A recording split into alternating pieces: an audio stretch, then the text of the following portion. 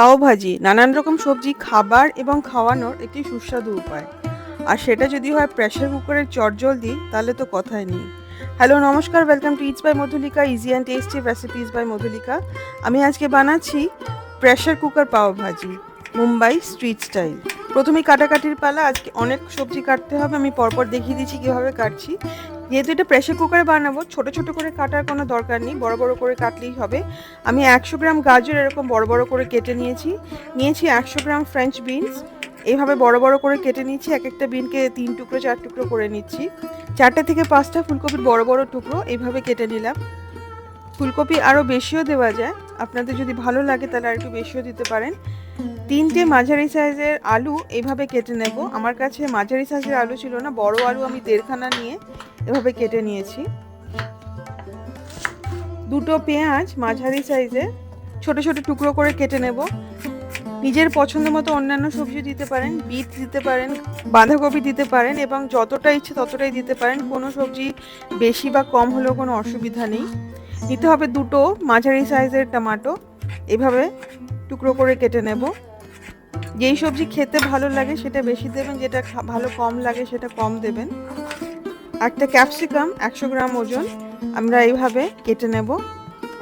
বীজটা ফেলে দিয়ে এইভাবে টুকরো টুকরো করে কেটে নেব। ক্যাপসিকাম কিন্তু পাওভাজিতে দিতেই হবে। ইনফ্যাক্ট ক্যাপসিকাম ছাড়া পাওভাজি অসম্পূর্ণ, পাওভাজি সেই টেস্টটা কিন্তু আসে না। এইভাবে সমস্ত সবজি আমরা নিয়ে নেব।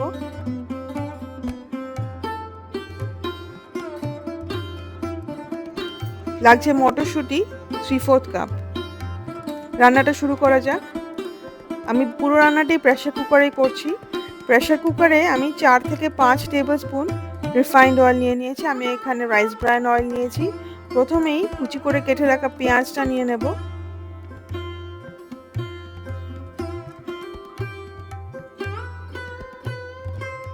পেঁয়াজটা ভেজে নেব খানিকক্ষণ। দিয়ে দেব নুন, স্বাদ অনুসারে নুন দিতে হবে। আমি এখানে 1 টিস্পুন নুন দিয়েছি। ভাজতে হবে যতক্ষণ না পেঁয়াজগুলো ট্রান্সলুসেন্ট হয়ে যায়। পেঁয়াজ যখন খানিকটা ভাজা হয়েছে, দিয়ে দেবো রসুন বাটা 2 চা চামচ। আমি কিন্তু আদা বাটা দিই না পাও ভাজিতে, আপনারা চাইলে দিতে পারেন, তবে আমি দিই না। ভাজতে হবে যতক্ষণ না রসুনের কাঁচা গন্ধটা চলে যায় আর পেঁয়াজটা ট্রান্সলুসেন্ট হয়ে যায়। ঠিক এইরকম ভাবে ভাজা হবে, খুব সুন্দর একটা গন্ধ বেরোবে। এইবারে দিয়ে দেবো 2টো কাঁচা লঙ্কা কুচি। আপনারা যদি ঝাল বেশি খান, কাঁচা লঙ্কাটা আরেকটু বেশি দিতে পারেন। দিয়ে দেব টুকরো করে কেটে রাখা টমেটো।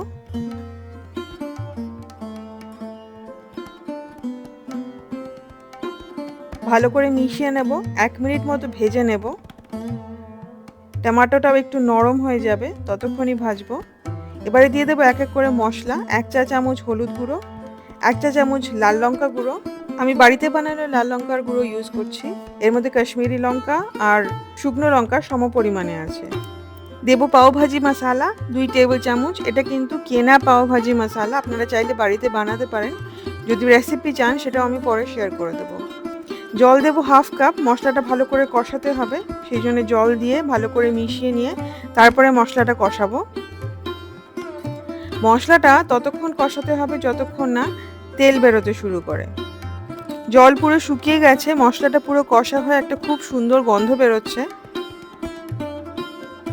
এইবারে আমরা দিয়ে দেবো এক এক করে সবজি। প্রথমে দিয়ে দেবো ক্যাপসিকাম কুচি,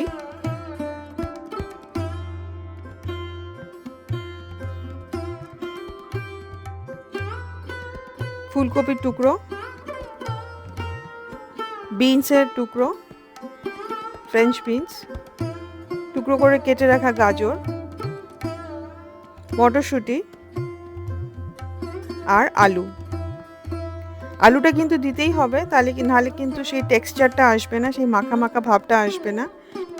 দিয়ে দেবো 3/4 কাপ ধনেপাতা কুচি। কসুরি মেথি 1 টেবিল চামচ এইভাবে একটুখানি গুঁড়ো করে ছড়িয়ে দেব। ভালো করে মিশিয়ে নেব, খুব ভালো করে মিশিয়ে 1 মিনিট মতো এটাকে ভেজে নেব, মশলাগুলো যাতে সবজির সাথে পুরো লেগে যায়। আর 1 মিনিট ভাজলে কিন্তু গন্ধটা সুন্দর বেরোবে। দিয়ে দেব 1 চা চামচ চিনি। চিনিটা দিলে কিন্তু মিষ্টত্ব হবে না, কিন্তু স্বাদটা ব্যালেন্স হবে। দিয়ে দেবো 1.5 কাপ জল। আমি প্রথমে 1 কাপ জল দিয়ে ভালো করে মিশিয়ে নিয়ে তারপরে আবার 1/2 কাপ জল দেব, যাতে সবজিগুলো ডুবে যায় জলে, সেইটা দেখতে হবে। এই সময় নুনটা ঠিক আছে কিনা দেখে নিতে হবে। যদি নুন লাগে তাহলে আরও নুন দিতে হবে। আমি আরও 1 চা চামচ নুন দিয়ে দিলাম। ভালো করে মিশিয়ে নিয়ে এইবার এটাকে আমরা প্রেসার কুক করব। প্রেসার কুকারের ঢাকটা বন্ধ করে দিয়ে একদম হাই ফ্লেমে 6 থেকে 7টা সিটি উঠবে ততক্ষণ রান্না করতে হবে। 6টা থেকে 7টা হুইসেল ওঠার পরে গ্যাস বন্ধ করে দিতে হবে। নিজে নিজে কুকারের ভাপ বেরিয়ে যাওয়ার পরে কিন্তু কুকারটা খুলতে হবে। সবজিগুলো কিন্তু একদম রান্না হয়ে গেছে এবং গলে গেছে, এটাই কিন্তু দরকার আমাদের। এবারে এরকম পাওভাজি ম্যাশার পাওয়া যায়, এটা দিয়ে ভালো করে ম্যাশ করতে হবে। সবজিটাকে একদম ঘেটে দিতে হবে। এটা কিন্তু 5 থেকে 6 মিনিট লাগবে করতে করতে করতে এইরকম হয়ে যাবে। আপনাদের কাছে যদি এই জিনিসটা না থাকে, এই ম্যাশারটা না থাকে, তাহলে ডালের কাঁটা দিয়ে করতে পারেন। আর ডালের কাঁটাও যদি না থাকে তাহলে বড় চামচের পেছন দিকটা দিয়ে এরকম পেস্টের মতো বানিয়ে নিতে হবে, কোনো সবজি যাতে আলাদা করে না দেখা যায়, তাহলে কিন্তু খেতে ভালো হবে। একটা ফ্রাইং প্যানে বা তড়কা প্যানে নিয়ে নেব 1 টেবিল চামচ তেল, 1 টেবিল চামচ মাখন, তার মধ্যে দিয়ে দেবো কসুরি মেথি, 1 টেবিল চামচ, 1/2 টেবিল চামচ পাওভাজি মশলা আর 1 টেবিল চামচ ধনেপাতা। ভাজতে হবে যতক্ষণ না খুব সুন্দর একটা গন্ধ বেরোচ্ছে। আপনারা চাইলে মাখনটা এর থেকে অনেকটাই বেশি দিতে পারেন। আমি তেল মাখন যতটা কম সম্ভব ইউজ করছি, পরে আবার খানিকটা দেব বলে। এবারে যখন খুব সুন্দর গন্ধ বেরিয়েছে তখন এই মশলাটা, এই ফোড়নটা আমরা ভাজির মধ্যে মিশিয়ে দেব। এটা দেওয়ার সাথে সাথে কিন্তু পুরো ভাজির টেস্টটা, গন্ধটা পাল্টে যাবে। ভালো করে মিশিয়ে নেব। নিয়ে এবারে 5 থেকে 6 মিনিট সবজিটাকে পুরো মশলার সাথে রান্না করতে দেব। এই সময় দেখতে পাবেন সবজির রঙও পাল্টে যাবে, গন্ধও পাল্টে যাবে। দিয়ে দেব ধনেপাতা 1/2 কাপ। ভালো করে মিশিয়ে নিয়ে আবার ফাইনাল 3 থেকে 4 মিনিট রান্না করব। ফোড়ন দেওয়ার পরে 8 থেকে 10 মিনিটের এই রান্নাটাই কিন্তু ভাজির টেস্টটাকে অনেকটা বাড়িয়ে দেয়। তৈরি হয়ে গেল পাও ভাজির ভাজিটা, মুম্বাই স্ট্রিট স্টাইল। ওখানে কিন্তু প্রেসার কুকারে পুরো রান্নাটা করে না, আমরা কিন্তু পুরো রান্নাটাই প্রেসার কুকারে করলাম।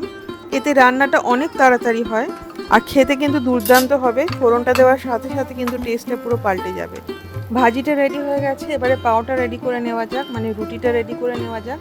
প্রথমে এই পাওটাকে 2 টুকরো করে কেটে নিতে হবে মাঝখান থেকে। একটা ফ্রাই প্যানে আমি এখানে 1/2 টেবিল স্পুন মাখন দিয়েছি, আপনারা বেশি চাইলে বেশি দিতেই পারেন, তাতে কিন্তু খেতে টেস্টটা আরও বেশি ভালো হবে।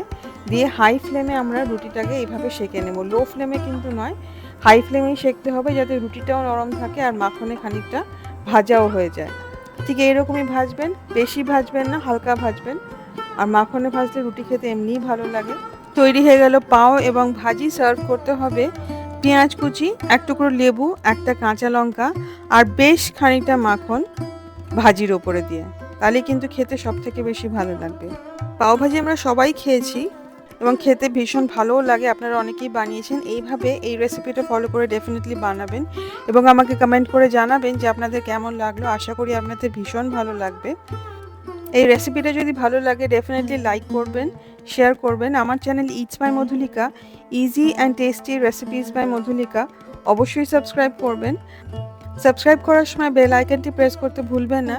আমি যখনই কোনো রেসিপি শেয়ার করব, প্রথম নোটিফিকেশন তাহলে কিন্তু আপনার কাছেই যাবে।